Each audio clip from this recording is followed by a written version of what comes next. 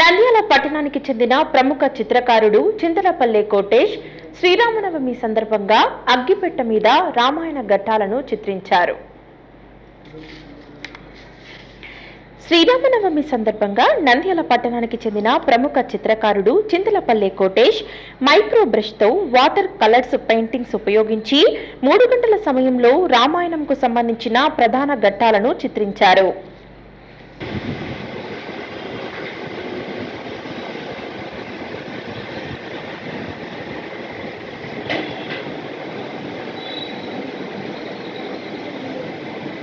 శ్రీరాముని జననం నుండి సీతాదేవి అగ్ని పరీక్ష వరకు వివిధ రకాల చిత్రాలను గీసి అబ్బురపరిచారు. పర్వదినం పురస్కరించుకొని చిన్న అగ్గిపెట్టె మీద రామాయణంలోని ప్రధాన ఘట్టాల చిత్రాలు వేశాను.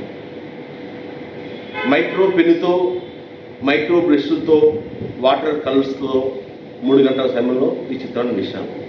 ఈ చిత్రంలో శ్రీరాముడి జననం నుండి సీతమ్మ అగ్ని పరీక్ష వరకు ఉంటుంది.